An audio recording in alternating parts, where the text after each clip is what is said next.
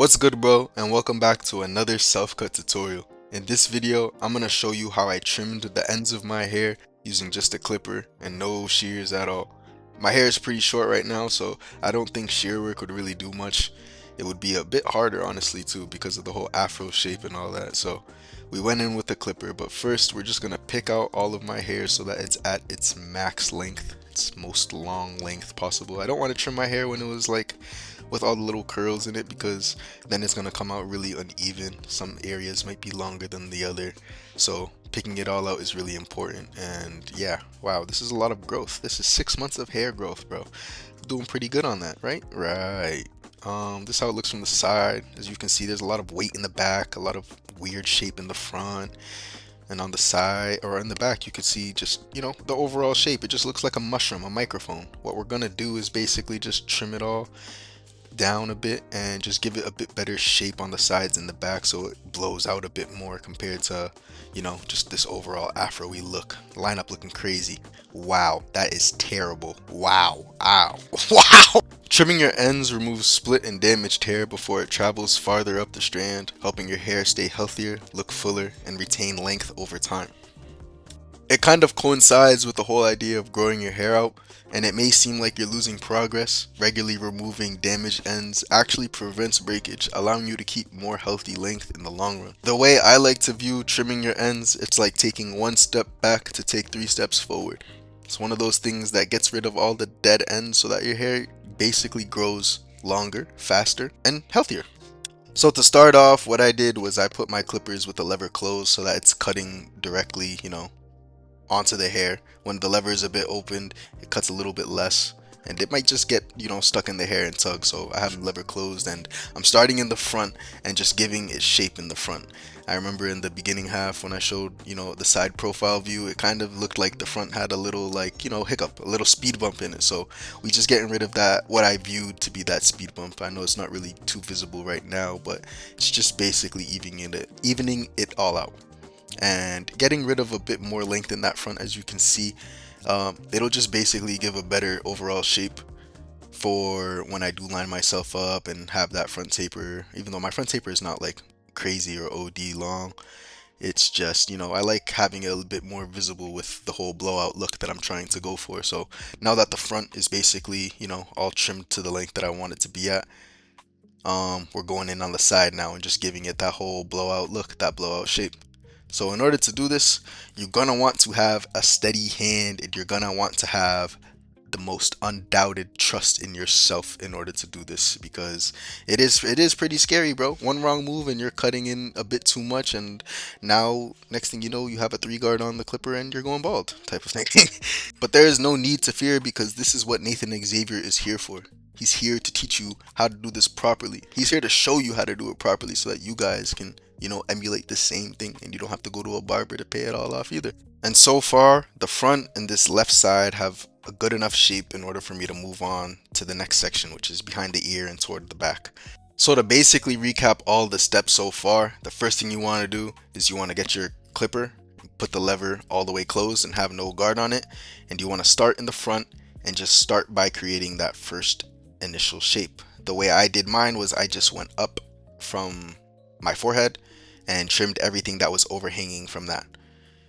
After that, I would go in and curve it a bit so that it goes around into the top of my hair, and just basically run that over on all angles from the top before moving on to the left side, running that same process again, moving on to the back, running that same process again, and then onto the right side and running that same process one last time. So now that we're on to the back, it's a little bit harder because, it's the back. The back usually tends to be a bit harder, especially when you're cutting yourself, because you can't really, you're not seeing it from just your own eyes. You're seeing it from a reflection of your own eyes into another mirror. And as you can see, like right there, I almost went a bit too in, a bit too high, and that would have been bad because I would have cut off so many weeks of hair growth that I would not want to have to do again, honestly, bro. But you can see on this side, that the right side, you can see the overhang in the back a bit more visible compared to the left, and that's just to show you how much hair I had overhanging in the back, bro. I think I had so much more in the back compared to the front and the sides. I feel like the top didn't really have much, but It's overall just getting rid of all those split ends, all those little flyaway hairs that you see that kind of appear straight in your own hair. Like, you know, when you have like a curl or two, and then you have like those little straight flyaways, that's really what I'm trying to get rid of, along with any extra and excess bulk that I have. Some additional things to keep in mind. Obviously, take your time with this. You don't need to rush this through. You want to, this is the one thing I would say that if you were to take an hour to do, take the whole hour to do, because you don't want to mess this up. You can't apply the hair back onto your head. So definitely take your time. Don't do what I'm doing right now, just kind of just making it go past, and oh, the clipper died, so we had to switch.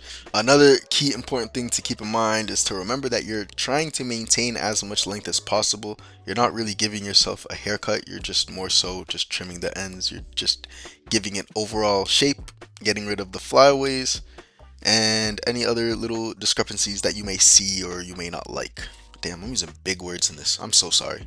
And the last thing I want you to keep in mind is to always check your progress after every couple of passes. You don't want to continuously do this and then at the end of this check it and be like, oh damn, there's so many different spots that I have to fix up and this section is shorter than the other, da da da da. It would be way easier if you just caught that more so in the moment or closer to the moment, so that you can, you know, adjust as you go type of thing. It's like when you're cooking, you could either wash all the dishes at the end, or you could wash the dishes as you go. What we want to do is basically wash the dishes as we go, check our progress as we go. And as you can see, we're almost done with the whole trimming process, and I look like I could be a part of the Jackson 5.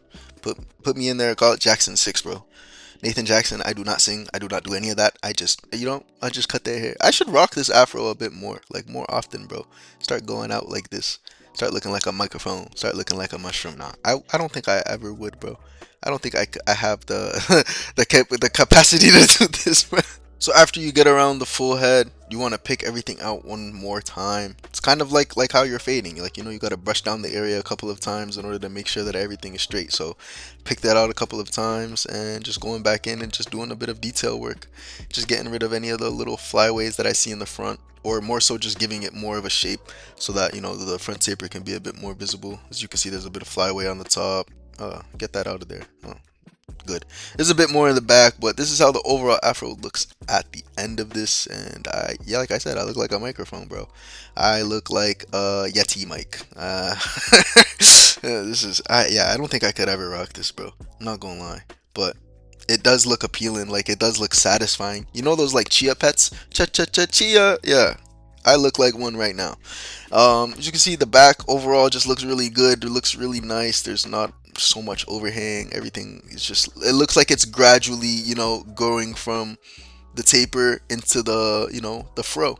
There's a good transition, a good blend in between them all. Trimming your ends or your hair through the freehand method is probably the hardest thing I have ever learned in regards to self cuts. So if you do want that extra set of eyes or additional help, be sure to check out that first link down in the description to start your free 7-day trial with the Self Cut Club today.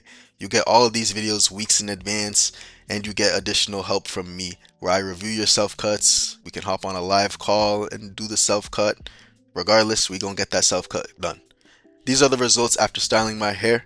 If this video helped you out and you're gonna try this soon, be sure to like, comment, and subscribe, and I'll see you guys in the next haircut tutorial.